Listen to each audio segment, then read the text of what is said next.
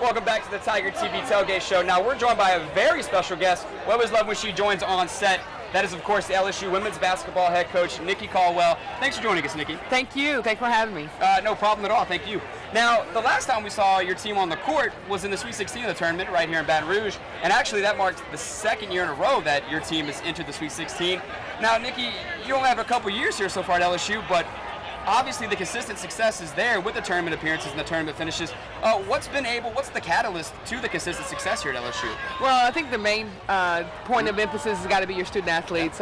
We've got tremendous, not only athletes on the basketball court, but we have tremendous students. All of my seniors that have been here with us, they've all went on to graduate. So we have a 100% graduation rate, which we are so proud of. But I'm extremely excited about this upcoming season. We've got a nucleus back, especially led by our guard play. And with the addition of our transfers being activated and able to play this year, that's going to add to just another great run at the NCAA tournament. And now you mentioned the departures of the senior leadership, and of course Teresa Plaisance, John Kinney, everyone's going to miss him here in Baton Rouge. Now, as a coach and as a team as a whole, how do you adjust to those departures, not only on the court, but the leadership they brought off the court as well? Well, you really challenge the returning players to step up their game. We've got to realize that our inside play with Teresa Plaisance and Shanice McKinney, they're gone. And so those minutes are to be had. And then when you lose a great leader in John Kinney and someone who could really stretch the defense, we're looking for Ann Peterson to take on that responsibility, along with our freshman, Jenna Deemer. And another person that you haven't mentioned yet, Rena Hill. And you talked in the LSU Media Day earlier this week about the importance of her and how you're wanting her to run the team and take on a bigger role herself. Her specifically, what are you looking out to get from her this season, and is she ready to take that next step? Well, Rena had a great postseason run. I thought she really stepped up for us and gave us that attack that we needed at the point position, which allowed Ballard now to play off the ball. I also liked her at the beginning of the year for us. She also started for us. So I think Rena is going to be somebody that we look to early to really take on that, again, leadership role, but more importantly, that role of running a team. And she is by far one of the hardest working players I've ever coached. And the season is pretty much around the corner. Everyone gets caught up in football season right now. But the Bayou Madness was last night. You guys had a chance to see and meet and greet with the fans.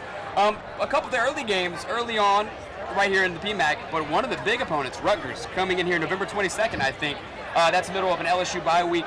What is that going to be like in the atmosphere in the PMAC, playing a team such as Rutgers right here in Baton Rouge? Well, it's great that we're beefing up our non-conference schedule to play such a tough SEC conference schedule, which obviously we all say this in the SEC. We have a tendency to beat up on each other. The SEC is the toughest and the most elite women's basketball program historically. But I do like the fact that we have quality opponents that we will be facing, Rutgers being one. On November 5th, though, we'll have a couple of exhibition games to kind of work out the wrinkles. Early on, we'll have Loyola on the 5th of November, and then on the 9th, we'll follow up with another exhibition game with Mississippi College. So we're looking forward to just getting in there. I know they're going to be tired of practice here in another week or so it'd be great to have that competition. And with the out-of-conference schedule being beefed up and the SEC schedule, as you mentioned, the tournament system has changed a little bit as regards to who hosts games and the seeding and all of that.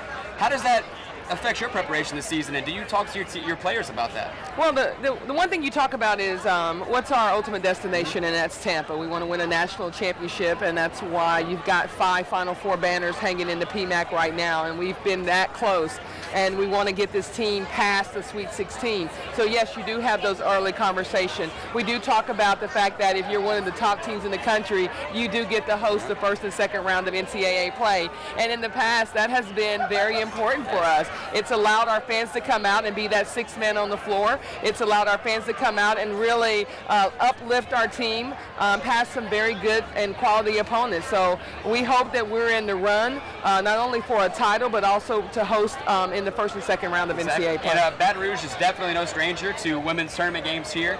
So I know a lot of our fans are expecting that same result. And given your track record so far at LSU, it'll probably happen. And not to get in your head too much there. But your team is full of young people. We've talked about that. But another team full of young faces is this LSU football team that plays in the stadium right behind us.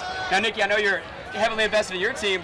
How much of the football team do you actually get to watch and pay attention to? A lot. I'm actually, as long as they're here, I'm here. I like going to the games and loving this atmosphere. I mean, look at this. This is unbelievable to be out here at the Tiger Walk. But more importantly, they do have a young team. But this young team, they've turned it around and they've made some great plays through their defensive effort. And we talk about defense and rebounding for us. They talk about turning people over and ball sureness.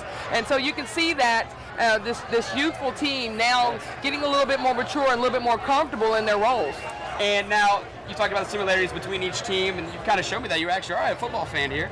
Now, can I get your expertise on maybe a prediction for tonight's game, maybe a score against Kentucky tonight?